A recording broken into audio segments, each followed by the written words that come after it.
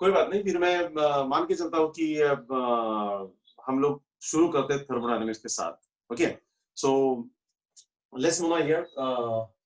Second chapter we are going to start right from physical chemistry is nothing but thermodynamics. So ये बहुत ही बढ़िया और और हम लोग उसके thermodynamics के साथ सबसे पहले डिस्कस करते हैं कि थर्मोडायनामिक्स चैप्टर के अंदर क्या डिस्कस करना है हम लोग को, मतलब what's the content of this thermodynamics, that's will see first and then we'll have the introduction of the chapter and then we'll start with the topic.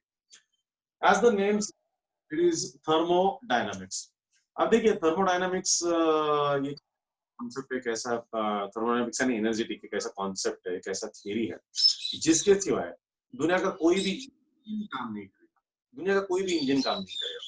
सो जितने सारे दुनिया में इंजन है, अभी इंजन तो हर ऑटोमोबाइल इंडस्ट्री में यूज किया जाता है, टू व्हीलर में इंजन यूज किया जाता है, फोर व्हीलर में इंजन यूज किया जाता है, एरोप्लेन में, बसेस में, डिफरेंट टाइप्स ऑफ व्हीकल, जितने सारे व्हीकल हमारे पास है, सारे व्हीकल के अंदर जो engine use, that engine is due to the concept of this thermodynamics. अगर ये थर्मोडायनामिक्स के कॉन्सेप्ट नहीं होते थे तो दुनिया भर के इंजन सिंपली इम्पॉसिबल थे, बिकॉज जिस के आधार पर इंजन काम करता है वो सारे प्रिंसिपल थर्मोडायनामिक्स माने जाते हैं, थर्मोडायनामिक्स के प्रिंसिपल ही है। सो इसलिए चैप्टर का नाम एक्चुअली दो it's thermodynamics but thermodynamics and energetic ऐसा उसे कहा जाता है। सो हम अच्छी तरह जानते हैं, we are seen a very basic और important concept college, you can say energy can neither be created nor be destroyed. This is a very very fundamental concept of chemistry. Now the thing is that when energy can neither be created nor be destroyed, there are vast or different forms of energy.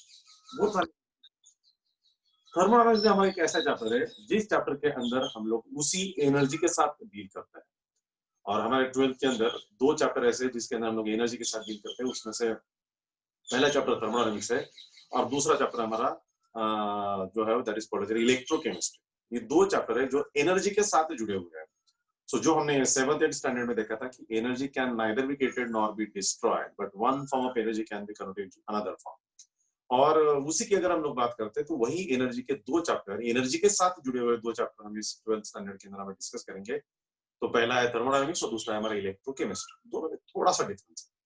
जैसे मैं बता कि there are n number of forms of energy, energy के कई सारे form है, आप जानते हो अच्छी तरह। आप जस्ट ट्राई टू रिकॉल, हम जानते हैं कि एनर्जी के कौन से फॉर्म है। Sound form of energy, electrical form of energy, chemical form of energy, then you can say here mechanical form of energy, heat energy, है ना। there are different forms of energy, energy के कई सारे form हैं और एक form को दूसरे में कन्वर्ट किया जाता है। अभी हमारा लेक्चर चल रहा है और हम ऑनलाइन लेक्चर, आप आपके मोबाइल के ऊपर लेक्चर सुन रहे हो और मैं भी अपने यहाँ से लैपटॉप के थ्रू, मोबाइल के थ्रू आपको लेक्चर डिलीवर कर रहा हूँ। अभी देखिए, मैं जो बात कर रहा हूँ एक साउंड एनर्जी है। What I am talking is a sound energy. वो साउंड एनर्जी ये लैपटॉप और मोबाइल के डिवाइस में जाके वो कन्वर्ट की जाती है वेव्स के फॉर्मेट। सो वो एनर्जी, साउंड एनर्जी जो मैंने बात की, वो साउंड इलेक्ट्रोमैग्नेटिक वेव्स के फॉर्मेट में कन्वर्ट होती है, फिर वो आपके डिवाइस तक आती है और आपके डिवाइस में आने के बाद वापस वो साउंड में कन्वर्ट होती है। देखिए एनर्जी एक ही है। So what I am talking is a sound energy, that sound energy is converted into electromagnetic waves और वो आपके पास आने के बाद वापस वो साउंड में कन्वर्ट होती है। So this is the conversion of one form of energy to another form. दूसरी बात लेते हैं हम लोग, हमारे घर में लाइट्स होते हैं, हम अच्छी तरह जानते हैं।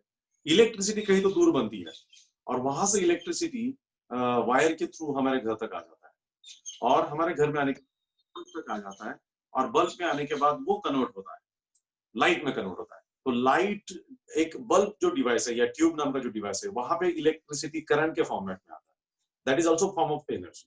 और वहां पे वो जो डिवाइस है जिसे हम लोग बल्ब या ट्यूब कहते हैं, वो ट्यूब उसे लाइट में कन्वर्ट करता है। तो आप देखिए, कहीं तो डैम पे बनता है, महाराष्ट्र में कोयना डैम करके, जहाँ पे वाटर से इलेक्ट्रिसिटी बनता है, आप अच्छी तरह जानते हैं। और वहां से जो इलेक्ट्रिसिटी बनती है वो इलेक्ट्रिसिटी के फॉर्मेट में हमारे घर तक आती है और वहां पे बल्ब और ट्यूब नाम का जो डिवाइस है, या आज की तारीख में हम लोग एलईडी कह सकते हैं, अलग टाइप के बल्ब जा चुके हैं, है ना, या सीएफएल कह सकते हैं, कई सारे बल्ब जा चुके हैं। ये डिवाइसेस क्या करते हैं, इलेक्ट्रिसिटी को लाइट में कन्वर्ट करते हैं। तो ये भी एक एनर्जी का conversion. So in that sense there are many forms of energy, number one, और number two, one form of energy can be converted to another form. ये दो चीजें यहाँ पे क्लियर हो जाती है। So अभी thermodynamics also one of the important chapter which is related with energy and conversion of energy. but there are many forms of energy or there are many conversions, दोनों पॉसिबल है। अभी इतना vastness है, तो आप तो छोटे बच्चे हो, 12th के बच्चे हो, उतने भी छोटे नहीं है 12th के बच्चे हो, लेकिन फिर भी अगर हम मानते हैं कि इतना सारा वास्ट टॉपिक हम लोग कैसा डिस्कस करेंगे, तो इतना सारा वास्ट टॉपिक डिस्कस करने से बेटर है कि थर्मोडायनामिक्स उसे थोड़ा सा एक पर्टिकुलर फ्रेमवर्क में पुट करता है, क्योंकि एनर्जी वास्ट टॉपिक होने के कारण हमें पहले ही डिसाइड करना पड़ता है कि इस चैप्टर के अंदर क्या डिस्कस करना है और क्या नहीं करना है। तो thermodynamics is a branch of physical chemistry where we are dealing with heat energy and its interrelationship with other forms of energy. So this is very perfect that, मतलब it's a very perfect framework कि हम thermodynamics में क्या discuss करेंगे और क्या discuss नहीं करेंगे। तो thermodynamics is a branch of physical chemistry which deals with the study of heat energy and its interrelationship with other forms of energy. तो thermodynamics के अंदर heat energy मेजर है और हीट एनर्जी का दूसरे एनर्जी के साथ क्या रिलेशन है, किस तरीके से कन्वर्ट होता है, ये डिस्कस करना थर्मोडायनामिक्स का पार्ट है। So hopes you got it clear कि thermodynamics physical chemistry which deals with the study of heat energy and its interrelationship with other forms of energy.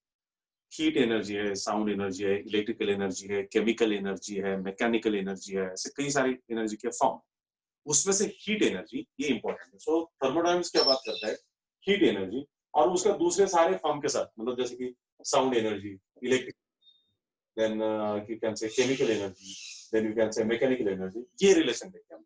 सो ये बहुत इंपॉर्टेंट बात है, ध्यान रखिएगा कि heat energy is very important form जो thermodynamics पे है, और उसका दूसरे के साथ क्या रिलेशन है और किस तरीके से कन्वर्ट किया जाता है, ये हम इस चैप्टर के अंदर डिस्कस करेंगे थर्मोडायनामिक्स। ठीक है, तो स्टार्टिंग में हमें डेफिनेशन तो क्लियर हुआ कि हीट एनर्जी इस चैप्टर का सेंट्रल थीम है और उसका दूसरे एनर्जीज के साथ क्या रिलेशन है वो हम इस चैप्टर के अंदर डिस्कस करने वाले, नो डाउट। अभी थोड़ा सा आगे चलते कि इस चैप्टर में क्या क्या डिस्कस करेंगे, क्या डिस्कस करेंगे, क्या क्या कंटेंट इस चैप्टर का है, कौन से कॉन्सेप्ट आते हैं जो मेन कॉन्सेप्ट। सबसे पहले तो हमने देखा कि डेफिनेशन हमें डिस्कस करना है थर्मोडायनामिक्स का और फिर उसके लिमिटेशंस भी देखना है। मतलब ये पहला चैप्टर है और बहुत ही इंपॉर्टेंट है कि इस चैप्टर में स्टार्टिंग में ही हम लोग लिमिटेशन डिस्कस करते हैं। Reason behind that, energy is a very vast topic, thermodynamics is also a very vast topic, so what has to be discussed and what has not to be, so that has to be decided initially here in the chapter when we are entering into the topics or concepts.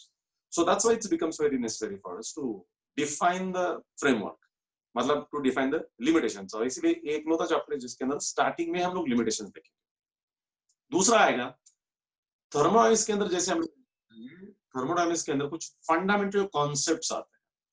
इस chapter में terminology काफी अलग है, बहुत अलग अलग terminologies है और ये सारे टर्मिनोलॉजीज या फंडामेंटल कॉन्सेप्ट्स हम लोगों को स्टार्टिंग में ही देखने पड़ेंगे।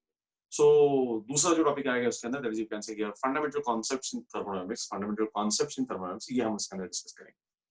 फिर वैसे उसके जैसे आगे चलते हैं हम लोग ये थर्मोडायनामिक्स की चैप्टर के अंदर 3 लॉज डिस्कस करेंगे। We will discuss 3 laws of thermodynamics. So जो पहला लॉ है हमारा दैट इज यू कैन से वो यहाँ पे जो आप ऑलरेडी जानते हो, मतलब एक्चुअली 2 लॉ आप अच्छी तरह जानते हो लेकिन आप नहीं जानते कि ये थर्मोडायनामिक्स के ही लॉ है। साइंस में ये खासियत है, साइंस की खासियत है, देखिएगा आप लोग की हमने जो साइंस का नॉलेज 9th स्टैंडर्ड में देखा हुआ है वही नॉलेज आगे वापस एज अ फंडामेंटल करके 11th 12th साइंस में और आगे इसमें आ जाता है, तो नया नहीं है कुछ खास। So in that sense you can say कि हमने जो थर्मोडायनामिक्स के 3 लॉज इस चैप्टर के अंदर डिस्कस करने वाले हैं हम लोग, उसमें से 2 लॉज ऑलरेडी आप जानते हो, बस आपको पता नहीं कि these are the laws of thermodynamics. तो मजा आएगा, हम लोग देखेंगे, आपको भी रिकॉल करना पड़ेगा और हम देखेंगे कि क्या लॉज है। फिर उसके बाद देखेंगे हम लोग यहाँ पे हीट नाम का कॉन्सेप्ट जो है, वो हीट नाम का कॉन्सेप्ट क्या है ये यहाँ पे डिस्कस करना पड़ेगा। That is the mathematical deduction for first law of thermodynamics discuss करना पड़ेगा हम लोगों को। Einstein's equation, modified first law of Einstein discuss करना इस चैप्टर के अंदर हम लोगों को। फिर इस चैप्टर के अंदर सबसे इंपॉर्टेंट जो कॉन्सेप्ट आता है दैट इज यू कैन से हीट के बाद जो आता है दैट इज यू कैन से इंटरनल एनर्जी नाम का कॉन्सेप्ट आता है। तो सबसे पहले हीट डिस्कस करेंगे, फिर इंटरनल एनर्जी नाम का कॉन्सेप्ट डिस्कस करेंगे, फिर उसके बाद देखेंगे हम लोग एंथैल्पी। एंथैल्पी नाम का एक कॉन्सेप्ट है जो बहुत ही इंपॉर्टेंट है और इस चैप्टर का जो कोर है वो एंथैल्पी है। मतलब थर्मोडायनामिक्स के अंदर एनर्जी और एनर्जी का ही एक अलग फॉर्म या एनर्जी का एक अलग जस्ट नाम बोल सकते हैं हम लोग, थोड़ा कॉन्सेप्चुअली डिफरेंट। एंथैल्पी, एंथैल्पी के बारे में काफी डिस्कस करेंगे और एंथैल्पी टॉपिक्स भी डिस्कस करेंगे, मतलब टाइप्स भी डिस्कस करेंगे, टॉपिक भी डिस्कस करेंगे उसके अंदर सब। फिर यहाँ पे इसके अंदर एक हिस लॉ करके आता है. His law is a very important, is the name of scientist actually, HESS. He has put forth his law and that is called his law. ये भी इस चैप्टर के अंदर हम डिस्कस करेंगे. एंड लास्ट में हम यहाँ पे डिस्कस करेंगे दैट इज इक्वल से एंट्रोपी एंड गिव्स एनर्जी. ये एक कॉन्सेप्ट देखेंगे. तो मेन जो कॉन्सेप्ट है हमारे इसके अंदर यही है, that is enthalpy, Hess law, gives energy, entropy and gives energy. So these are the main topic what we are going to discuss here in thermodynamics. But उसके लिए काफी सारी चीजें इन बिटवीन जरूरी है हम लोग को. ये एकलौता चैप्टर है जिसके अंदर ऑलमोस्ट हम लोग को स्टार्टिंग में ही कम से कम 25 डेफिनेशंस डिस्कस करना है. रीजन बिहाइंड दैट, टेंशन नहीं लेना है आपको कि 25 डिस्कस मतलब डेफिनेशन बहुत ज्यादा होते हैं. Don't take tension like that. These definitions are very easy. आप बहुत अच्छी तरह जानते हो उनमें से कुछ सारे डेफिनेशंस, और बहुत इजी भी है. और थर्मोडायनामिक्स की खासियत इस तरीके से भी है कि अगर हम लोग एक डेफिनेशन करते हैं तो दूसरा डेफिनेशन उसी का जुड़ा हुआ है, तीसरा डेफिनेशन उसके साथ, दूसरा डेफिनेशन उसके साथ जुड़ा हुआ है. तो हमें सीक्वेंस में चलना है. हाँ, ये भी जरूर होता है. एक बार इस चैप्टर के अंदर आपका स्टार्टिंग में अगर कॉन्सेप्चुअल अंडरस्टैंडिंग मिस हुआ और आपने अगर डेफिनेशन ठीक से लर्न नहीं किए, स्टार्टिंग में डेफिनेशन समझे नहीं, लर्न नहीं किए, प्रिपेयर्ड नहीं आपके, तो पूरा चैप्टर के ग्रास्पिंग में प्रॉब्लम आता है. ध्यान रखिएगा. और this is my one of the favourite chapter, among the favourite chapter. The reason behind that, this chapter has a depth of concept. Thermodynamics has a depth of concept. बहुत depth है concepts की. मतलब मेरा खुद का personal experience ये है कि हर साल उसका और एक डायमेंशन सामने आता है. इतना डेप्थ है हर कॉन्सेप्ट में. आप जितना सोचो, जितना समझो, उतना अच्छा समझ में आता है. अगर इसके कॉन्सेप्ट अगर समझ में नहीं आए तो लर्न करके टॉपिक प्रिपेयर करने की और लर्न करके टॉपिक प्रिपेयर करने की, एग्जाम ओरिएंटेड प्रिपेयर करने की कोशिश नहीं होगी. ये थर्मोडायनामिक्स की और एक दूसरी स्पेशलिटी, खासियत है जो आपके लिए थोड़ा सा हेडेक. तो मैं अपील करता हूँ आपको, स्टार्टिंग से अपील करता हूँ कि बने रहिएगा चैप्टर के साथ. और स्टार्टिंग में जितने हम डेफिनेशंस देखेंगे, अभी तो हम लोग ऑनलाइन में बात करें इसलिए इंटरेक्शन ज्यादा नहीं हो पाएगा, लेकिन जितने सारे डेफिनेशंस मैं आपको यहाँ पे डिलीवर कर रहा हूँ, बता रहा हूँ, आप आपके टेक्स्ट बुक से, ई बुक से आप इमीडिएट पढ़ लीजिएगा, समझिएगा और पढ़ भी लीजिएगा, और हो सके तो उसको प्रॉपर्ली लर्न भी कीजिएगा ताकि आगे वाला चैप्टर अच्छी तरह समझ. कहीं भी इस चैप्टर में बीच में अगर गैप आ जाता है आपको समझने में, तो आगे चैप्टर समझ में नहीं आता है. And that's why it's very important कि स्टार्टिंग से ही हम लोग ये चैप्टर को समझते चले और प्रिपेयर करते चले. सो ये इस चैप्टर की रिक्वायरमेंट है. तो बहुत ही कॉन्सेप्चुअल चैप्टर है, बहुत बढ़िया चैप्टर है, और one of the favourite chapter of mine. So चलते हैं हम लोग थर्मोडायनामिक्स की तरफ. टेंशन मत लीजिए, बहुत इजी और बहुत मस्त कॉन्सेप्ट है और बहुत मस्त और इजी चैप्टर है. हम लोग देखते हैं, ठीक है. तो अभी देखिए, जैसे मैंने पहले बताया आपको कि सबसे पहला जो आता है हमारे लिए वो है उसका डेफिनेशन थर्मोडायनामिक्स का. वंस अगेन मैंने बताया कि this is the chapter which is related with energy. And what is the definition of thermodynamics? तो थर्मोडायनामिक्स का डेफिनेशन क्या है? तो number 1 will see the definition. Definition क्या है उसका? सो डेफिनेशन की अगर बात करते हैं हम लोग, मेरा हैंड राइट बहुत ही बुरा है, कुछ लोग शायद नहीं समझ में, हमारे 11th के बच्चे जानते हैं मेरा हैंड राइट बुरा है, तो थोड़ा सा try to understand that part. या तो पीपीटी के फॉर्मेट में हम लोग जा सकते हैं. सो थर्मोडायनामिक्स की बात करते हैं, डेफिनेशन की बात करते हैं. Thermodynamics is a branch of physical chemistry. देखिए, केमिस्ट्री के कई सारे ब्रांचेस है, फिजिकल, ऑर्गेनिक, इनऑर्गेनिक, एनालिटिकल, आप अच्छी तरह जानते हैं. उनमें से thermodynamics is a branch of physical science और physical chemistry which deals with the study of heat and its interrelationship with other forms of energy. Heat and its interrelationship with other forms of energy. Other forms of energy. मतलब heat का दूसरे forms के साथ क्या relation है, heat का दूसरे के साथ क्या रिलेशन है, heat and other forms of energy. So thermodynamics के अंदर मेनली हम लोग हीट के साथ डील करेंगे. And what is the relation of heat with other forms of energy, that is what we are going to discuss with this one. Heat इसका, तो ये हमारा डेफिनेशन है थर्मोडायनामिक्स का. और दूसरी बात है कि थर्मोडायनामिक्स के अंदर सबसे पहले लिमिटेशंस हम लोग को स्टार्टिंग में डिस्कस करने हैं. लिमिटेशंस हमें स्टार्टिंग में डिस्कस करने हैं. What are the limitations of this thermodynamics, ये हमें डिस्कस करना है स्टार्टिंग में. So let's move to the limitations. जैसा डेफिनेशन क्लियर हो जाता है वैसे हम लोग को लिमिटेशन डिस्कस करना है. तो तीन बहुत ही मेजर लिमिटेशंस है. Number 1, thermodynamics deals with initial state and final state. Okay, ये important. This is initial state and final state. मतलब thermodynamic consider initial state and final state. Thermodynamic never consider path followed by the system. अभी initial state and final state क्या होता है देखिए, कि graph से समझते हैं. सपोज ग्राफिकली हम देखते हैं कि this is the graph X and Y axis, और जहां पे हम लोग यहाँ पे ए पॉइंट है, ए पॉइंट से हम लोग निकले और हमें ए पॉइंट से बी पॉइंट तक निकलना है, ए से बी तक जाना है.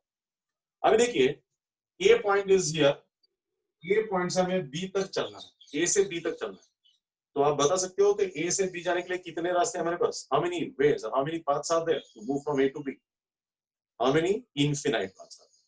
देखिए कोई बोलेगा यहां से यहां जाएंगे, सीधा जाएगा, कोई बोलेगा कि मैं थोड़ा सा इस तरीके से चलता हूँ, कोई बोलेगा कि मैं इस तरीके से चलता हूँ, like that. So first second third ऐसे कितने पाथ है, इनफिनाइट पाथ है। So system can move from state A to state B, state A, state, अभी ये स्टेट का डेफिनेशन चैप्टर के अंदर डिस्कस करना है, इस चैप्टर में स्टेट बहुत ही इंपॉर्टेंट है, आगे जाके हम उसका डेफिनेशन जरूर देखेंगे।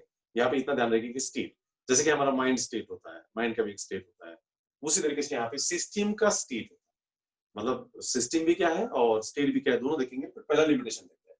सो thermodynamic consider only initial state and final state, and thermodynamic never consider path followed by the system.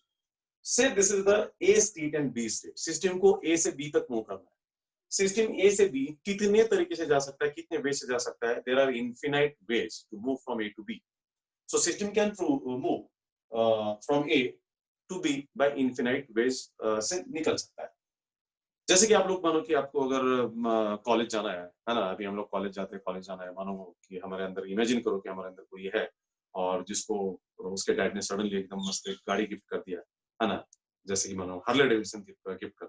अभी वो हार्ले डेविडसन है बंदे के पास कॉलेज जाने के लिए, डिफिकल्ट है थोड़ा सा, बट मानो हम R1 की बात करते हैं, चलो हम लोग यामा R1 की बात करते हैं, है ना। मानो किसी के पास अगर यामा R1 नाम की गाड़ी है अच्छी, जिसे भी बाइकिंग पसंद है उसके लिए, अभी वो घर से निकलना है, सीधा कॉलेज जाना है ना। तो मानो कोई बंदा फर्ग्यूसन कॉलेज में पढ़ता है हम में से, पुणे के, और वो विश्वनाथवाड़ी से फर्ग्यूसन कॉलेज जा रहा है। अभी जिस बंदे के पास R1 जैसा व्हीकल है, वो तो सीधा घर से निकलेगा और सीधा फर्ग्यूसन कॉलेज जाने की चांसेस नहीं। उसका निकलने का पॉइंट उसका घर है, मानो वो विश्वनाथवाड़ी में, और उसका जाने का पॉइंट है फर्ग्यूसन कॉलेज। तो इनिशियल स्टेट थर्मोडायनामिक्स के हिसाब से उसका विश्वनाथवाड़ी है और फाइनल स्टेट उसका फर्ग्यूसन कॉलेज। बंदे के पास R1 जैसी गाड़ी है, तो बंदा कहाँ से जाएगा, आप खुद इमेजिन करो कि आप कहाँ कहाँ जाते थे, है ना। बहुत ज्यादा इमेजिन मत करो, बिकॉज आपके अलग अलग सोचे, तो अलग अलग इमेजिन जरूर करेंगे आप लोग, लेकिन फिर भी मानो बंदा यहाँ जाएगा, तो बंदा क्या करेगा, पहला शायद हो सकता है कि विश्वनाथवाड़ी से जाएगा, किसी दोस्त के घर जाएगा, दोस्त को पिकअप करके फिर वो वाडिया कॉलेज तक जाएगा, वाडिया कॉलेज से फिर वापस वो फर्ग्यूसन कॉलेज, लाइक सेम। आते समय भी क्या हो सकता है, आते समय भी वो रास्ता चेंज कर सकता है।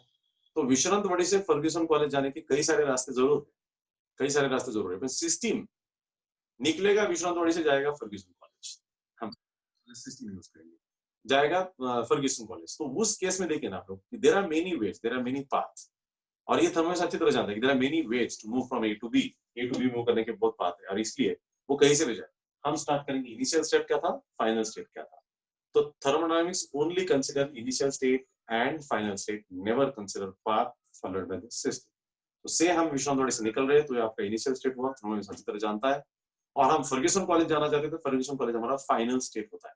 बाकी आप किसी भी रास्ते से चले जाओ, मस्त R1 की राइड एंजॉय करो, that is your part, but careful, that is what we can, ज्यादा इमेजिनेशन है, A to B. So in that sense ये पहला लिमिटेशन है थर्मोडायनामिक्स का, thermodynamics consider initial state and final state, never consider path followed by the system, ये उसका पहला। दूसरे की बात करते हैं हम लोग, तो second, that is you can से thermodynamic consider only macroscopic properties, macro macroscopic properties. Thermodynamics never consider microscopic properties. Microscopic properties. अभी देखिए, मैक्रो मतलब लार्जर, बड़े प्रॉपर्टीज, और माइक्रो मतलब स्मॉल, छोटे प्रॉपर्टीज। सो ये अगर हम लोग बात करते हैं, तो thermodynamics never consider microscopic properties. Microscopic property में कौन कौन आता है, structure of atom, protons, neutrons, electrons, their rotations. That is, these properties are called as microscopic properties. Thermodynamics never consider micro properties. ये प्रॉपर्टी थर्मोडायनामिक्स कभी consider नहीं करता। Thermodynamics always considers macroscopic property. Macro मतलब pressure, volume, say temperature, say internal energy, then enthalpy, like this. So these are the macroscopic properties. Okay, so P for pressure, V for volume, T for temperature, U for internal energy. अब ये सारे terms आगे आगे clear होते जाएंगे क्या है ये, और H for enthalpy. This is H which is for enthalpy. So this is what we can say. So these are the properties which are called as macroscopic property, larger property. Pressure बड़ा property है, temperature बड़ा property है, volume बड़ी property है. So these are the larger properties. Those are called as macroscopic properties which are considered in thermodynamics. So thermodynamics consider macroscopic property, but it never consider microscopic properties like structure of atom, proton, neutrons, electron. This one here. And third one is that you can say rate of reaction. Rate of reaction. अभी organic chemistry की अगर बात करते हैं हम लोग, तो organic chemistry में बहुत सारे रिएक्शन के साथ हम डील करते हैं, कई सारे रिएक्शन उसके अंदर आ जाते हैं, एंड उस रिएक्शन की हम लोग बात करते हैं. बट ऑर्गेनिक केमिस्ट्री में कभी नहीं देखा आपने कि रिएक्शन स्टार्ट कब होता है और कब खत्म होता है. टाइम फैक्टर डिस्कस नहीं करता है. टाइम फैक्टर डिस्कस किया जाता है फिजिकल केमिस्ट्री, और उसके लिए एक चैप्टर है हमारे पास केमिकल काइनेटिक्स नाम का, जिसके अंदर हम डिस्कस करेंगे what is the rate of reaction and what the factors affecting rate of reaction. वो हम केमिकल काइनेटिक्स नाम के चैप्टर में डिस्कस करेंगे. हर रिएक्शन का अपना एक रेट होता है, और वो रिएक्शन का रेट के ऊपर डिपेंड करता है. ठीक है. तो थर्मोडायनामिक्स ये जानता है कि कभी भी केमिकल रिएक्शन का रेट डिस्कस नहीं करता है, चाहे रिएक्शन 10 मिनट में कंप्लीट हो या 2 मिनट में कंप्लीट हो, 1 मिनट में कंप्लीट हो. This is not a part of thermodynamics. तो thermodynamics never consider rate of chemical reaction. These are the three major limits. So, are we clear with this? So once again revise करते हैं. सबसे पहले देखा था हमने definition of thermodynamics. जहाँ पे देखा था thermodynamics is the branch of physical chemistry where we are dealing with heat energy and its interrelationship with other forms of energy. Be clear now here. Heat energy and its interrelationship with other forms of energy is the thermodynamics. It's a part of thermodynamics. And what are the limitations of thermodynamics? The thermodynamics consider only initial state and final state. Thermodynamics never consider path followed by the system. दूसरा, thermodynamics consider only macroscopic properties like pressure, temperature, volume. Properties are discussed by thermodynamics, but thermodynamics never consider microscopic properties like structure of atom, proton, neutrons, and electrons. So this is what we can see here. ये उसके अंदर important आता है. So ये तीन limitations हैं. Last one, third limitation is that thermodynamics never consider a rate of a chemical reaction. Rate is a time required for the completion of the reaction or whatever the concentration changes in a given time. That is called the rate of chemical reaction. जो हमने 11th standard के chemical equilibrium नाम के chapter के अंदर discuss किया हुआ है. रेट ऑफ रिएक्शन आप अच्छी तरह जानते हो, और आप अच्छे बच्चों, आपको रिकॉल होता है कि आपने देखा था 11th स्टैंडर्ड के. ठीक है. So in that sense you can say rate of chemical reaction is never discussed in thermodynamics. So these are thermodynamics देख लेना क्या. एंड ये हमारा फ्रेमवर्क क्लियर होता है कि हमें इस चैप्टर के अंदर क्या डिस्कस करना है और क्या डिस्कस नहीं करना है. ठीक है ना. दूसरा जो टॉपिक इस चैप्टर के अंदर आता है, that is important fundamental concept. So we have to discuss some fundamental concepts. Okay. और you can say simple some definition, some important definition, few definitions what we have discuss in thermodynamics. तो सबसे पहला जो definition आएगा, अभी यहाँ पे हम लोग ऑलमोस्ट 20 to 25 डेफिनेशन डिस्कस करें. बहुत इजी है, टेंशन नहीं लेना है आपको. सारे डेफिनेशन बहुत ही इजी है, एक दूसरे के साथ कनेक्टेड है. पहला डेफिनेशन आपका क्लियर हो जाता है तो दूसरा डेफिनेशन आपको कुछ मुश्किल नहीं जाएगा. सो पहला जो डेफिनेशन है जो हम बात कर रहे थे, दैट इज यू कैन से सिस्टम. सिस्टम पहला डेफिनेशन सिस्टम ही है जो हम लोग बार-बार बात कर रहे थे. System system system. What is system? System is selected part of universe. System is selected part of universe which is under thermodynamic study is called as a system. देख लो यूनिवर्स की बात है, हम लोग जिसमें रहते हैं वो यूनिवर्स है ना. भले हम लोग कहीं यहाँ पे पुणे सिटी के या फिर महाराष्ट्र के कहीं जगह पे हम लोग रहते हैं, पुणे सिटी के कहीं हम लोग पुणे में रहते हैं, बट ये टोटल यूनिवर्स का पार्ट है. हम अच्छी तरह जानते हैं यूनिवर्स. और थर्मोडायनामिक्स तो साइंस है, तो पूरे यूनिवर्स की बात करता है. तो is a selected part of universe which is under thermodynamic study is called as a system. For example उसका मैं बेटर एग्जाम्पल देना चाहूंगा आपको कि हम लोग लैबोरेटरी में जाते हैं.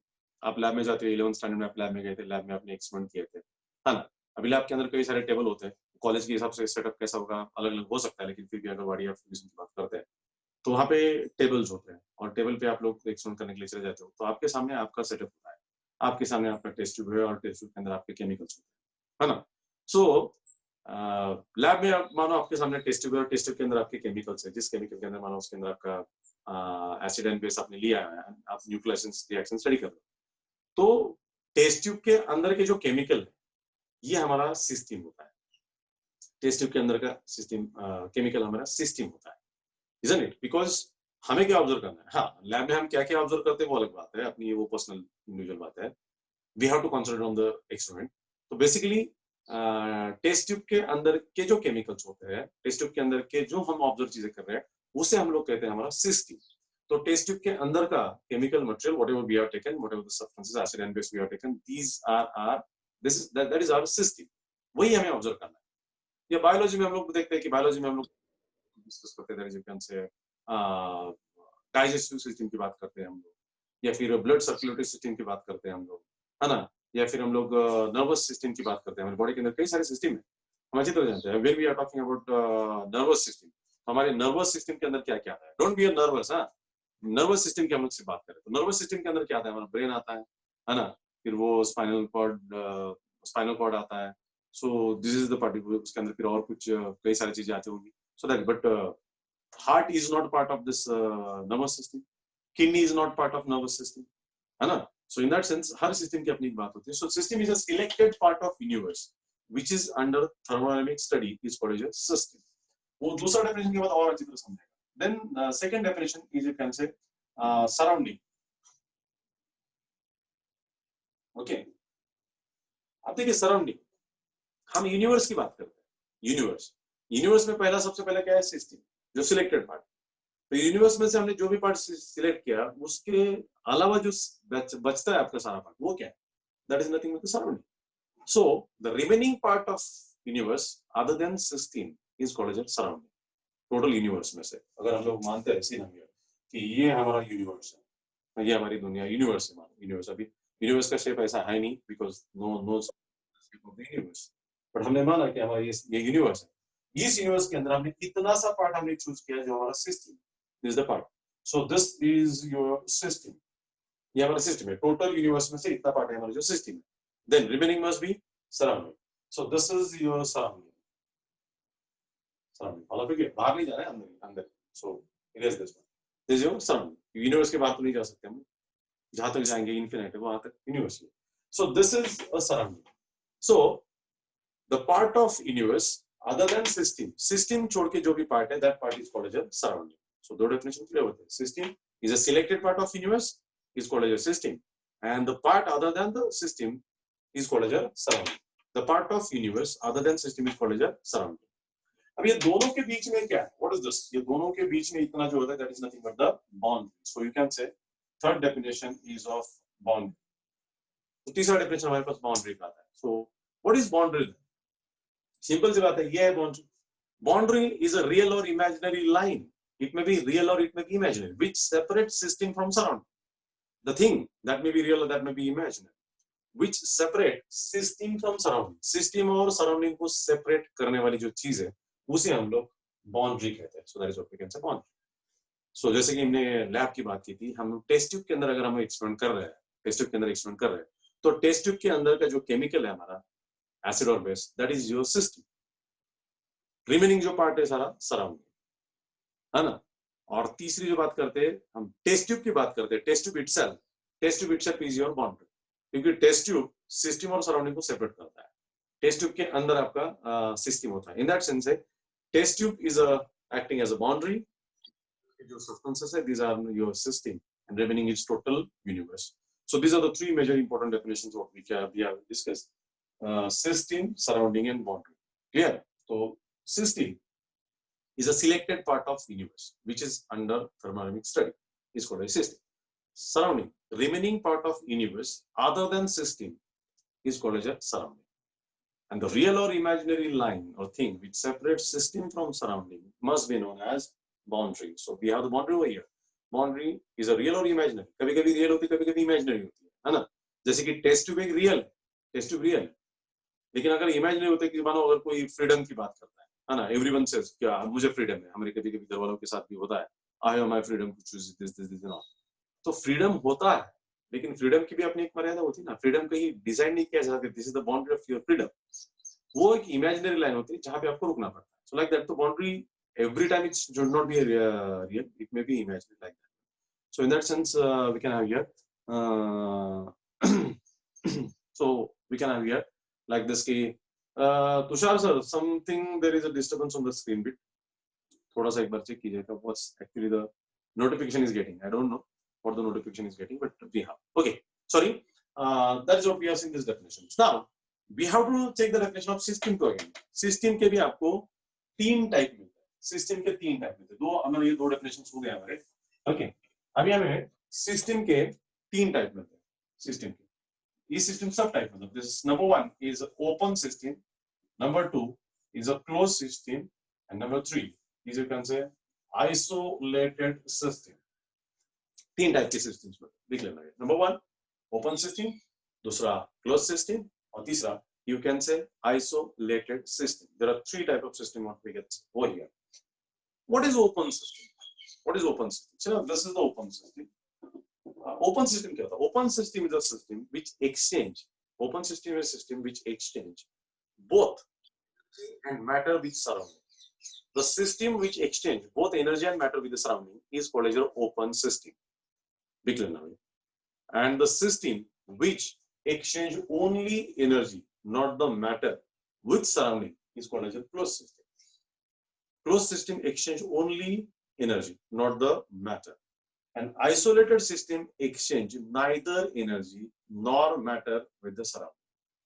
So big learner मैंने आपको एग्जांपल दिया था कि सिस्टम क्या है, जो हमारा सिलेक्टेड पार्ट होता है उसे हम लोग सिस्टम कहते हैं, यूनिवर्स का. रिमेनिंग पार्ट हम उसे सराउंडिंग कहते हैं. अभी we have to discuss open, closed and isolated system. ठीक, हम लोग ऐसा करते हैं कि हम चाय तो नॉर्मली पीते हैं. हमने एक कप ऑफ टी के अंदर एक चाय ले लिया. So we have taken a tea in a cup. अभी कप तो ओपन है, टी एक मैटर है, टी मैटर है, टी हमारा सिस्टम है, कप हमारा बाउंड्री है और बाकी रिमेनिंग हमारा सराउंडिंग है. तो हमने अगर सपोज दिस इज द, ये चाय का कप है आपका, इसमें से तो ये उसके वेपर्स, चाय के वेपर्स ऊपर चलते हैं. तो this is vapours, is nothing but the matter. ये matter because vapours is a matter. और जो हॉट चाय है वो हॉट टी कोल्ड होता है बिकॉज वो आपकी अपनी जो हीट है वो हीट सराउंडिंग के साथ एक्सचेंज करता है. सो इसलिए कुछ देर अगर हम ऐसा कप रखेंगे तो धीरे धीरे वो ठंडा हो जाएगा. भले हमने कितना ही गर्म चाय क्यों ना लिया उसके अंदर, धीरे धीरे वो ठंडा बनता जाएगा. The reason behind that the cup is open and that exchange matter and energy both with surrounding. Matter जा रहा है, वेपर जाते हैं एंड हीट भी जा रहा है सराउंडिंग के साथ. तो इस कप के अंदर का चाय ये हमारा सिस्टम है, कप हमारा बाउंड्री है और बाकी रिमेनिंग हमारा सराउंडिंग है. तो इन that sense you can say here this is the system which is open system. This system exchange both energy and matter with surrounding. This system exchange both energy and matter with the surrounding, and that's what is called the open system. इसी चाय के ऊपर हम लोग मानो यही चाय है हमारा, और इसी चाय के ऊपर हम लोग अगर कोई एक लीड रख देते हैं, कुछ एक ढक्कन रख देते हैं हम लोग, ये उसे क्लोज करके रखते हैं. मतलब कप के ऊपर आ गया, कप के ऊपर दूसरा कोई बर्तन रखा उसके अंदर, और जिसके कारण वो उसके वेपर्स बाहर नहीं आ पा रहे. कुछ लीड रखा हमने उसके अंदर तो वेपर्स नहीं आ रहे. तो अभी देखिए ना, कप के अंदर चाय भी है, चाय हॉट है, लेकिन कप के ऊपर हमने एक लीड रख दिया, एक ढक्कन रख दिया, जिसके चलते वेपर्स बाहर नहीं जा पा रहे, मतलब मैटर बाहर नहीं जाएगा. लेकिन कप ठंडा तो हो जाएगा बिकॉज कप ये हीट एक्सचेंज करेगा सराउंडिंग के साथ. So this is the system which is called as close system. Close system exchange only energy not the matter, क्योंकि वो क्लोज किया हुआ है. So in that sense this system is capable of exchanging energy but not the matter. That's why it is called as a closed system. And last one is nothing but the isolated system. What is the isolated system?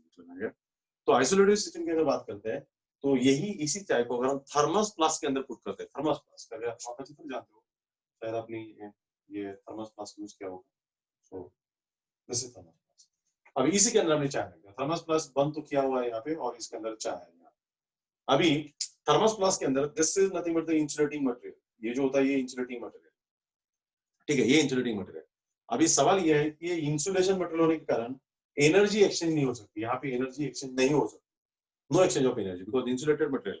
तो heat उसमें से exchange नहीं होती. Heat हम जानते हैं heat has to be carried from one point to another point. तो इसलिए कंडक्टिंग मटेरियल चाहिए. यहाँ पे इंसुलेटिंग मटेरियल जो हीट को एक्सचेंज नहीं करने देगा सराउंडिंग के साथ, और यहाँ पे क्लोज भी है तो मैटर भी बाहर नहीं जाएगा. सो ये थर्मस फ्लास्क के अंदर अगर आप चाय रखते हैं, टी रखते हैं, so that becomes your isolated system because this is a system which neither exchange energy nor matter with the surrounding, and that's why this is called an isolated system. So are we clear with this? So system के तीन type है, that is open system, closed system and isolated system. So what is open system? The system which exchange both matter and energy with the surrounding is called as an open system. Closed system, the system which exchange only energy matter is called a closed system. And what is isolated system? The system is neither energy nor matter with the surrounding is called as an isolated system. So this is what we can say here. So these are the three. तो अभी तक हमारे कितने definitions हो गए? 6 definition of we have seen here, और thermodynamics का एक डेफिनेशन हमने देखा.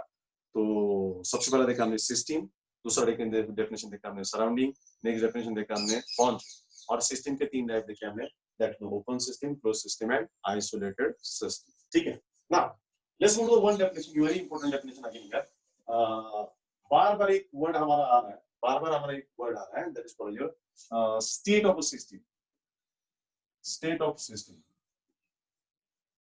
Okay, state of a system, ये बहुत इंपॉर्टेंट वर्ड आ रहा है कि वो स्टेट की बात करें ना, कि हमने ये देखा कि thermodynamic consider only initial state and final state. Thermodynamic never consider path followed by the system. ये state क्या है? What is this state? ये हमें डिस्कस करना है. तो आप ध्यान रखिएगा कि स्टेट ऑफ सिस्टम क्या होता है, ये हमें डिस्कस करना है. सो किसी भी सिस्टम को मेजर करने के लिए, किसी भी सिस्टम को मेजर करने के लिए कुछ वहां पे जरूरी चीजें होती है जिसके थ्रू उसे मेजर किया जा सकता है. फॉर एग्जांपल देखिए ना, कि जैसे कि हम ये स्टेट ऑफ सिस्टम की बात करते हैं, कभी कभी हम स्टेट ऑफ माइंड की बात करते हैं. कभी कभी हमारा दोस्त बोलता है, फोन करके बोलता है क्या कैसा है आज, तो हम बोलते हैं कि नहीं यार आज कुछ मूड ठीक नहीं है. मूड ठीक नहीं, मतलब क्या होता है, एक्चुअली क्या होता है? वैसे भी लॉकडाउन के अंदर हम लोग सब लोग थोड़ा सा कहीं ना कहीं थोड़ा बोर हो चुके हैं, घर में बैठना पड़ता है ज्यादा, है ना, हमारे डेली मूवमेंट्स क्लोज हो चुके हैं. So most of amongst us having bit disturbances into the mind, any kind of mind disturbances, but we have. तो उसी के आधार पर हम बोल सकते हैं कि, तो हम जब दोस्त को कहते हैं मूड अच्छा नहीं है किसी न किसी कारण से, हम डैड को कहते हैं, मॉम को कहते हैं कि आज मूड अच्छा नहीं है, मतलब कहीं ना कहीं डिस्टर्बेंसेस क्रिएट होता है. तो हम एक स्टेट मेजर करते हैं कि आज हमारा माइंड स्टेट क्या है. वो दूसरा एग्जांपल की बात करते हैं हम लोग कि अगर कोई पेशेंट एडमिट है कहीं हॉस्पिटल में, अगर एडमिट है, खास करके आईसीयू में एडमिट, तो आईसीयू में एडमिट होने के बाद डॉक्टर वहां पे कंटिन्यूस वहां पे उस पेशेंट को चेक करते हैं. क्या चेक करते हैं? वाइटल्स होती है, कुछ इंपॉर्टेंट चीजें होती है, जैसे कि उनकी ऑक्सीजन सैचुरेशन चेक की जाती है, जैसे कि उनका पल्स चेक किया जाता है, मतलब ब्रीदिंग चेक किया जाता है, ब्रीदिंग रेट चेक किया जाता है, बाकी सारे ऑर्गन्स ठीक से काम कर रहे कि नहीं वो चेक किया जाता है. अगर वो सारे ठीक चीजें काम कर रही है तो डॉक्टर हमें रिपोर्ट देते हैं कि नहीं आपका पेशेंट अच्छा है, ठीक है, अच्छा कर रहा है, सुधर रहे, तो पता है सुधर रहे. अगर नहीं तो डॉक्टर कहते हैं कि we are trying our level best but we are not getting responses from the patient. जो चीजें हैं, जैसे हम लोग बात करते हैं कि ऑक्सीजन सैचुरेशन की बात करते हैं, हम पल्स की बात करते हैं, ब्रीदिंग की बात करते हैं, ये सारी नॉर्मल हेल्दी पर्सन में एक लेवल पे चलती है. वो अगर आप आ रही है तो वो मेजर की जाती है, वो मॉनिटर की जाती है, उसे हम लोग स्टेट कहते हैं, पेशेंट का स्टेट कहते हैं. उसी तरीके से थर्मोडायनामिक्स में जब हम सिस्टम की बात करते हैं तो सिस्टम के लिए भी यहाँ पे कुछ चीजें हम लोग देखते हैं. जैसे कि हम लोग बोलते हैं कि suppose system is in a state A and system moves from state A to state B. This is state B. So here is a state A and here is a state B. ये हम लोग देखते हैं. तो state A मतलब क्या है? अगर state A हमें पता है तो we know the pressure, volume, temperature, internal energy and enthalpy. These are few. These are ऐसे बहुत सारे properties होते हैं system के बारे में हम measure कर सकते हैं. So there are number of properties what we can measure regarding the system. तो ये P for pressure, V for volume, T for temperature, U for internal energy. This is U. ये मेरा U है, शायद V जैसा लग सकता है आपको. U. U for internal energy and H for enthalpy.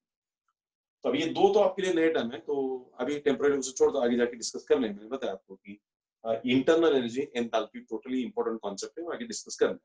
And these are related with the system. Pressure, volume, temperature तो जानते हैं. किसी भी सिस्टम का अगर आपको प्रेशर पता है, वॉल्यूम पता है, टेम्परेचर पता है, तो हम जानते हैं वो सिस्टम का स्टेट पता है. सिस्टम का स्टेट पता है. तो अगर हमें प्रेशर, वॉल्यूम, टेम्परेचर के वैल्यूज पता है तो हम कह सकते हैं कि system is in state A. उसे हमें स्टेट ए मानते हैं, जो भी उनके वैल्यूज है. अगर प्रेशर, वॉल्यूम, टेम्परेचर के वैल्यू बदलते हैं तो system changes from state A to state B. System has undergone a change. System change हो रहा है, state A to state B like change हो रहा है. जैसे कि हम देखते हैं कि क्या pressure P1, volume V1, temperature T1, U1 and H1, ये वैल्यूज है. तो स्टेट ए का बी में चले जाते हैं तो इसमें चेंजेस होंगे. प्रेशर P1 का हो सकता है P2, वॉल्यूम हो सकता है V2, टेम्परेचर हो सकता है T2, इंटरनल एनर्जी हो सकती है U2 और एंथैल्पी हो सकता है H2. These are the values. तो भी क्लियर है क्या? अगर ये वैल्यूज बदलते हैं तो स्टेट ऑफ सिस्टम चेंज होता है. ग्राफिकली डिस्कस करते हैं. ग्राफिकली अगर देखते हैं तो दिस इज द ग्राफ. इस ग्राफ पे देखते हैं तो this is system A and this is system B. तो हम देखिए सिस्टम ए से सिस्टम बी तक जा रहे हैं, we are moving from system A to system B, A से बी तक जा रहे हैं। तो ए से बी तक हम जब जा रहे हैं तो हम कौन से भी रास्ते से जा सकते हैं, मतलब any path we can follow to move from A to B, move कर सकते हैं। अभी इसके वैल्यूज होते हैं ना, P1, V1, T1, और इसके वैल्यूज क्या होंगे फिर P2, V2, T2, like this, ये वैल्यूज होंगे। सिस्टम यहाँ से इस तरीके से मूव करेगा, या तो सिस्टम यहाँ से इस तरीके से मूव करेगा, कैसे भी सिस्टम मूव करेगा। So system moves from one state to another. Hope you are getting it clear. So in that sense you can say system state A तभी कहा जा सकता है when there is a pressure, volume, temperature, enthalpy, enthalpy, these values are known to us, then we know the state of system. Or if this value changes, if all the value changes or any one of the value changes, then Tushar sir, are you hearing me? हाँ sir. आवाज आ रहा है मेरा, ये break हो रहा है? हाँ सर। ओके सॉरी, ठीक है, मुझे लगा कि कहीं ना कहीं थोड़ा सा ब्रेक हो रहा था, इसलिए मैंने पूछा। ठीक है, कोई बात नहीं, चलो sorry. State A system whenever changes from state A to state B, any one of these variable or all the variable changes, all these are called as variables because these are the values which changes, keep changing. So if value changes, that is called as variable, or value do not changes, that is called as constant. Science में दो concept है, variable and constant. So in that sense, if this value changes, then system state changes from A to B. So that is what you can say state. So state क्या होता है? State of system क्या होता है? The known set of variables. This is the set of variables. ये set है, maths में देखा आपने. This is a set of variables whose values are known to us. Then we know the state of system is A. So known set of variable describe the state of system. State of system is described by known set of variables. These are called as a variable because their value changes, and that's why they are called as variables. If these values at any particular moment, at any particular point, if we know the state of this, we know the state of system. We know the state of system. That is called state of system. Or if this value changes, or if any one of the value, any one of the variable changes, state of system has undergone a change. So this is called a state of system. Thermodynamics में कभी भी होगा हमारा initial state and final state. जैसे हम लोग बोल सकते हैं कि this is our initial state and this is our final state. ये हमारा इनिशियल स्टेट है, ये हमारा फाइनल स्टेट है। सो हमने ये भी देखा कि thermodynamics always consider initial state and final state, never consider path followed by the system.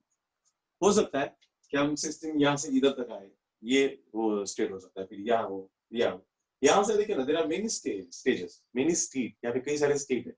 मतलब इस पॉइंट से इधर भी आए तो इसके वैल्यूज कुछ अलग है, इस पॉइंट के वैल्यूज अलग है, इस पॉइंट के वैल्यूज अलग है, हम वापस जाते समय यहाँ से अलग है, यहाँ पर अलग, हर जगह वैल्यू अलग है। तो ये पॉइंट कहीं भी शिफ्ट होता है तो वैल्यू चेंज होता है। तो इन दैट सेंस इस आधार पर हम कह सकते हैं that is set of value changes and that is the state of system.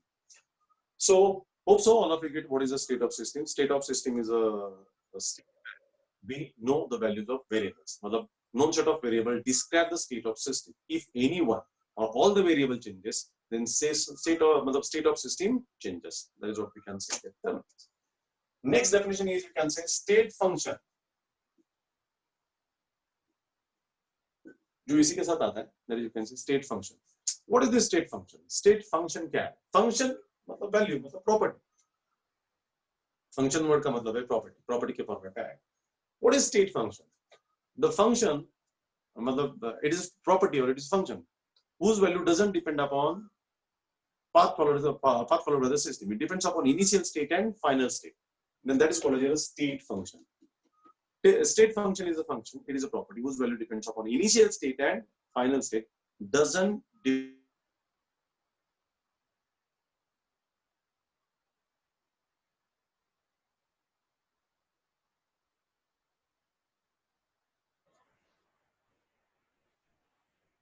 Hello, जो सिर्फ इनिशियल स्टेट और फाइनल स्टेट के ऊपर डिपेंड करते हैं, and that's why they are called as a state functions. Let's move. या इस पे वापस एक बार यहाँ पे आइए। This is the initial state and this is the final state. ये आपका final state. The thing is that system चाहे ये first part से आए, this is your first part and this is your second part. System अगर यहाँ से इधर तक आता है तो आप देखें इस पॉइंट के कोऑर्डिनेट्स क्या है, P2 V2 T2। System second path से आता है, फिर भी पॉइंट्स क्या है, P2 V2 and T2। In that sense this is the point whose value doesn't depend upon path followed by the system। System इस पाथ से आ सकता है, सिस्टम सेकेंड पाथ से आ सकता है। पॉइंट अभी कहाँ पे है, फाइनली पॉइंट कहाँ पे लोकेटेड है, उसके आधार पर उसके वैल्यू डिपेंड करें। और जिसके values initial state and final state के ऊपर डिपेंड करते हैं उसे हम लोग स्टेट फंक्शन कहते हैं। जिसके वैल्यू पाथ पे डिपेंड करते हैं उसे हम लोग स्टेट फंक्शन नहीं कहते हैं। So be clear. For example take example of work. Work की बात करते हैं। जैसे मैंने अभी एक एग्जांपल दिया था कि मान लो किसी एक बंदे के पास एक अच्छी गाड़ी है और उस गाड़ी से वो कॉलेज जा रहा है, फर्ग्यूसन कॉलेज। अच्छी गाड़ी है, पेट्रोल भी अच्छा दिया हुआ है। अगर वो बंदा घर से कॉलेज के लिए निकल जाता है तो हो सकता है वो दोस्त के थ्रू, दोस्त के घर के थ्रू, दोस्त को लेके साथ में वहां पे कॉलेज चला जाए। हो सकता है थोड़ा ट्रैफिक अवॉइड करने के लिए थोड़ा दूर का रास्ता हायर करे, लेकिन कॉलेज पहुंचने की कोशिश करे। तो वहां पे वो मैटर नहीं करेगा उसको कि वो कितना दूर से जा रहा है, क्या हाल है, उसको बाइक पे चलना। वही अगर उस बंदे को बोला जाता है कि आपको आपके घर से कॉलेज तक पैदल चलना है, आप देखिए घर से अगर कॉलेज तक पैदल चलना है मतलब 100% will hire a shortest way, will follow a shortest वे। क्योंकि हम अच्छी तरह जानते हैं कि जितना लंबा जाएंगे उतना ज्यादा काम करना पड़ेगा, उतना ज्यादा स्ट्रेस बॉडी पे आने वाला है, थकने वाले, टायर्ड होने वाले। बेटर है हम लोग शॉर्टेस्ट वे फॉलो करें। सो वर्क, ये जो फिनोमिना है ये पाथ के ऊपर डिपेंड करता है। शॉर्टेस्ट पाथ में वर्क कम होगा, लॉन्गेस्ट पाथ में वर्क ज्यादा होगा। मतलब फर्ग्यूसन कॉलेज जाने के लिए अगर हम लोग शॉर्टेस्ट वे फॉलो करते हैं और मानो वो 8 किलोमीटर का है, हम लॉन्गेस्ट रूट फॉलो करते हैं तो मानो 15 किलोमीटर का हो सकता है। तो आपको 8 किलोमीटर चलना है और 15 किलोमीटर चलना है, फर्क तो बहुत ज्यादा है। तो 15 किलोमीटर चलने के लिए बहुत ज्यादा एनर्जी लगेगी और 8 किलोमीटर चलने के लिए बहुत कम एनर्जी लगेगी। So that's why this depends upon the path. ये पाथ के ऊपर डिपेंड करता है। तो इन दैट सेंस यू कैन से ये बहुत इंपॉर्टेंट फिनोमिना है मेरे लिए कि work is a path function, it is not a state function. Work whose value depends upon a path followed by the system, but these are the state function whose value doesn't depend upon path followed by the system. That value depends upon initial state and final state, उसके ऊपर depend करता है। That's why they are called as state function. So state function is a function. State function is a function. It is a property whose value depends upon initial state and final state, and doesn't depend upon path followed by the system. तो इसकी जो बात करें हम लोग, this is initial state and this is final state. System चाहे ये आए या आए, कोई सिस्टम चाहे ऐसा भी आए, डजंट मैटर। कोई सिस्टम मानो ऐसा भी आए, डजंट मैटर। कहीं से भी सिस्टम कहीं भी आने दो, इनिशियल पॉइंट हमारा ये है और फाइनल पॉइंट हमारा ये है। और स्टेट फंक्शंस की वैल्यू इनिशियल और फाइनल पे डिपेंड, ना कि पाथ के ऊपर डिपेंड करते हैं। और पाथ फंक्शन की वैल्यू, वर्क की अगर बात करते हैं, इसके लिए वर्क बहुत ज्यादा लगेगा और इसके लिए वर्क बहुत कम लगेगा। ये जो पाथ है फर्स्ट पाथ, उसके लिए वर्क बहुत कम लगेगा, इसके लिए वर्क बहुत ज्यादा लगेगा। सो वर्क फंक्शन की अगर बात करते हैं तो work is a path function and pressure, volume, temperature, internal enthalpy are state functions. That is what we can say here. So these are the definitions। ये हमारे पास ये हमारे definitions है जो हम लोग को इसके अंदर डिस्कस करते हैं। और भी कई सारे काफी सारे definitions है हमारे लिए, हमारे सामने आते हैं, वो हमें डिस्कस करने हैं। लेकिन होप सो अभी तक के सारे डेफिनेशन आपको समझ में आए। एक बार चेक कीजिएगा कि पहला डेफिनेशन कौन सा था हमारा, नंबर 1 डेफिनेशन रिकॉल करो। सबसे पहला डेफिनेशन देखा हमने थर्मोडायनामिक्स का, फिर उसके बाद देखे हमने उसके लिमिटेशंस, फिर उसके बाद देखा हमने व्हाट इज सिस्टम, फिर देखा हमने व्हाट इज सराउंडिंग, फिर बाउंड्री, फिर देखा हमने what is open system, what is close system, what is isolated system. उसके बाद देखा हमने what is state function. State function is a function whose value मतलब स्टेट फंक्शन या सॉरी हमने देखा था state of a system. State of a system is a known set of variable which describe the state of system is called as state function. और फिर last में जो हमने देखा था वो है state function, it is a function और a property whose value depends upon initial state and final state and doesn't depend upon path followed by the system is called a state function. Clear with this? So that is what we can say. ये हमारे कुछ definitions आते हैं, उसके भी अलावा कुछ definitions आते हैं। लेकिन Tushar sir, what about the time?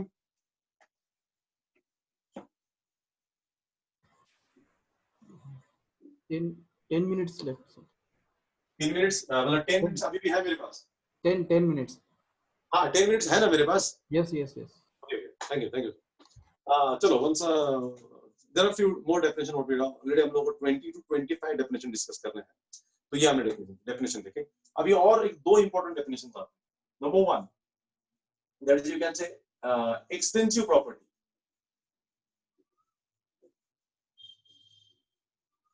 extensive property। दूसरा जो है that is called the intensive property।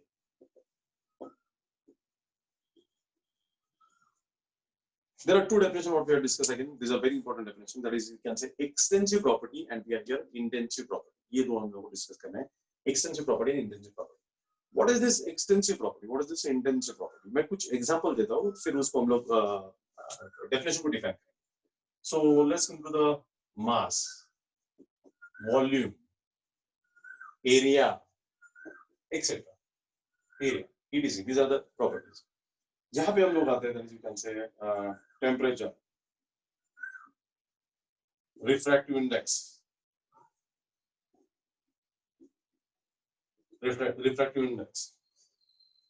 pressure, etc. These are the properties. Intensive property, these are extensive properties. Her system के, हर मैटर के प्रॉपर्टीज, दिस सिस्टम की property की बात करते हैं. When we are talking about extensive property, mass, volume and area. अब देखिए, हम 10 एप्पल लेके आते हैं, 10 एप्पल लेके आते हैं और 10 एप्पल में हमारे 1 kg होते हैं, है ना? 1 kg मास हो गया 10 एप्पल का. अभी हमने क्या किया कि एप्पल की क्वांटिटी बढ़ा दी, मैंने हमने 20 एप्पल्स बनाए. पहले हमारे पास 10 एप्पल थे जिसका वेट था 1 kg, हमारे पास 20 एप्पल हो गए. अभी 20 हो गए तो एब्सोल्युटली मास तो बढ़ेगा, बिकॉज 10 एप्पल का अगर 1 kg तो हो सकता है 20 का 2 kg के आसपास हो, थोड़ा आगे पीछे को साइज अगर अलग है तो. So in that sense you can say here, if quantity increases, property also changes. The quantity changes, property also changes. So there is a relation between quantity and property, and this is nothing but the extensive property. Extensive property is a property which depends upon the quantity of matter. 10 Apple लेंगे तो wait अलग है, 20 Apple लेंगे wait अलग है, 30 Apple लेंगे wait अलग है, 5 एप्पल्स लेते तो वेट अलग है. So that depends upon this one. Volume की बात करते हैं, वॉल्यूम की बात करते हैं. 1 लीटर दूध, अभी litre itself is a volume. हमारे पास बैग आते हैं ना, एक बैग में हमारे पास दूध है, वो हमने डाल दिया, वो 1 लीटर है. दूसरे बैग में दूध है, वो डाल दिया, 2 लीटर हो गया, और तीसरा डाल दिया, 3 लीटर बन गया. सो ये भी एक वॉल्यूम ऐसी प्रॉपर्टी है जो उसके ऊपर डिपेंड करता है, क्वांटिटी के ऊपर डिपेंड करता है. 1 bag, 2 bag, 3 bag, 4 bag, like that. So that also depends upon the quantity. So area का भी वही बात है, एरिया का भी वही बात है. So area also depends upon the quantity. So in that sense you can से extensive property is the property which depends upon the quantity of matter, which depends upon the quantity of matter. So quantity increases, property may increase. Quantity decreases, property may decrease. And so these properties called as extensive property. The property which depends upon the quantity of matter are called as extensive properties. Be clear? The quantity which depends upon the property which depends upon quantity of matter, that is called as extensive property. Extensive property depends on quantity of matter. उसके opposite में intensive की बात आती है. Intensive क्या आती है? Intensive doesn't depend upon quantity of matter. Definition तो क्लियर हो गया. Intensive property is a property which doesn't depend upon quantity of matter. Quantity of matter के ऊपर डिपेंड नहीं करता है. So let's move कि कैसा है. से हमारे पास टेम्परेचर की बात करते हैं. हमारे पास एक ग्लास ऑफ वाटर है जिसके अंदर, जिसका टेम्परेचर मानो 40 डिग्री है, और दूसरा भी ग्लास है जिसके अंदर वाटर है, वो भी उसका भी टेम्परेचर. दो अलग अलग ग्लासेस है वाटर के, और दोनों के अंदर जो वाटर है उसका 40 डिग्री टेम्परेचर. तो अगर हम दोनों को मिक्स करेंगे तो टेम्परेचर 80 डिग्री तो नहीं होगा. पहले वाटर का 40 डिग्री, दूसरे वाटर का 40 degree, and that's why temperature becomes 80 degree. Doesn't happen because it is not additive property in that sense. So temperature 40 degree रहेगा. So यहाँ पे टेम्परेचर की बात करते हैं तो temperature doesn't depend upon quantity. Temperature doesn't depend upon quantity, and that's why this phenomena, that property is called intensive property. So intensive property is a property which doesn't depend upon quantity. All are clear with this? And what is extensive property? This is the property which depends on quantity of matter. वो quantity of matter के ऊपर depend करता है. That's called extensive property. So mass, area, volume are the extensive properties. Temperature, refractive index is also intensive property. These are the property which doesn't depend upon quantity of matter. Say for example, अगर हम लोग एक drop of water लेते हैं तो उसका refractive index होगा. आप जानते हैं वाटर का रिफ्रैक्टिव इंडेक्स कितना है, फिजिक्स में आपने देखा हुआ है. एक ड्रॉप ऑफ वाटर का रिफ्रैक्टिव इंडेक्स देखते हैं हम लोग, या फिर हम लोग एक ग्लास ऑफ वाटर का रिफ्रैक्टिव इंडेक्स देखते हैं, तो it will remain the same, it remain the similar. So in that sense this is the property which doesn't depend upon quantity, and this is the property which depends upon quantity. So there are two properties are very clear. Number one is extensive property which depends upon quantity of matter. Area, mass, volume, these are the examples for this one. And intensive property is a property that doesn't depend upon quantity of matter, and that is, you can say, that is called, you can say, intensive property. For example, temperature, refractive index. अभी pressure की बात है. Pressure is also one of the example. Pressure is also one of the example of intensive property. ये थोड़ा सा अलग बात है, खास बात है. प्रेशर का डेफिनेशन देखते हो. प्रेशर का डेफिनेशन क्या जानते हो? फॉर्मूला क्या है प्रेशर का? प्रेशर का फॉर्मूला है force upon area. Force upon area उसका फॉर्मूला है प्रेशर की. या force equal to pressure into area, like this one. So force upon area. तो फोर्स ये एक्सटेंसिव प्रॉपर्टी है. Force extensive property. मतलब मानो एक बस बंद गिरा हुआ है, बंद पड़ा हुआ है और बस को ढकेलना है, और अकेला बंदा बस ढकेलने की कोशिश करेगा तो नहीं होगा. दूसरा आएगा, तीसरा आएगा, 10 लोग आएंगे, तो हो सकता है कि 10 लोग उस बस को ढकेल पाए क्योंकि फोर्स बढ़ेगा. लोगों का नंबर बढ़ रहा है तो फोर्स बढ़ेगा. तो force is a extensive property which depends upon quantity of matter. तो फोर्स एक्सटेंसिव प्रॉपर्टी है. At the same time area तो ऑलरेडी है ही है, हम जानते हैं. Area is also extensive property. But this is the ratio of two extensive properties. This is the ratio of two extensive properties. This is a force and this is the area, and this is the ratio of two extensive properties. The ratio of two extensive properties is always intensive. Always intensive. ध्यान रखिएगा. That's why pressure is a ratio of two extensive properties, and hence pressure has to be a intensive property. तो ये बहुत important formula है कि ratio of two extensive properties is always intensive. वो always intensive property होता है. So that's why pressure has to come into this intensive property. So दो definitions and ये formula important होता है यहाँ पे कि extensive property is a property which depends upon quantity of matter. And what is intensive property? It is independent of the quantity of matter. Quantity of matter के ऊपर depend नहीं करता. से कलर की अगर बात करते हैं हम लोग, 1 लीटर मिल्क का कलर भी व्हाइट होता है और 5 लीटर मिल्क का कलर भी व्हाइट होता है. मतलब कलर ये प्रॉपर्टी उसके क्वांटिटी के ऊपर डिपेंड नहीं करेगी उस हिसाब से.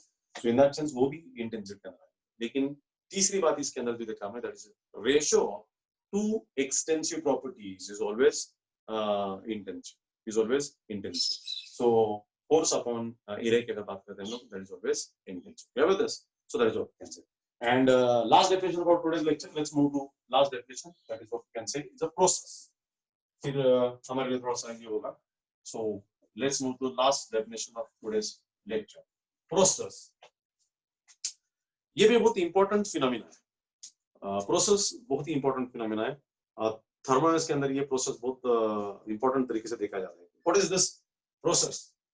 अभी प्रोसेस, हर चीज का एक प्रोसेस होता है. हमारे घर के अंदर हम चाय भी बनाते हैं तो चाय बनाने का भी एक प्रोसीजर होता है. चाय बनाने का एक प्रोसेस होता है. हम खाना बनाते हैं तो खाना बनाने का एक प्रोसेस होता है ना. तो लाइक दैट. तो हर चीज का एक प्रोसेस होता है. सो थर्मोडायनामिक्स के अंदर बहुत इंपॉर्टेंट तरीके से यूज किया जाता है. ऑपरेशन और path followed by the system is called a process. Operation और path followed by the system is called as process. अभी देखिए ये पेन है. इस पेन को मैं ऐसे घुमा सकता हूँ, ये घुमा रहा हूँ, तो एक प्रोसेस हुआ. इस पेन को हमने ऐसा घुमाया तो एक प्रोसेस हुआ, और इस पेन को हमने ऐसा घुमाया तो एक अलग प्रोसेस हुआ. तो इसका मतलब क्या होता है कि ऑपरेशन और path followed by the system is called as a process. बहुत इंपॉर्टेंट है. मतलब आप लेबोरेटरी में जाते हो और लेबोरेटरी में आप एक्सपेरिमेंट्स करते हो. खास करके आपने पाउडर का एनालिसिस किया, आपने क्वालिटेटिव एंड क्वांटिटेटिव एनालिसिस किया है ना, और वहाँ पे ग्रुप डिटेक्शन करते हैं आप लोग.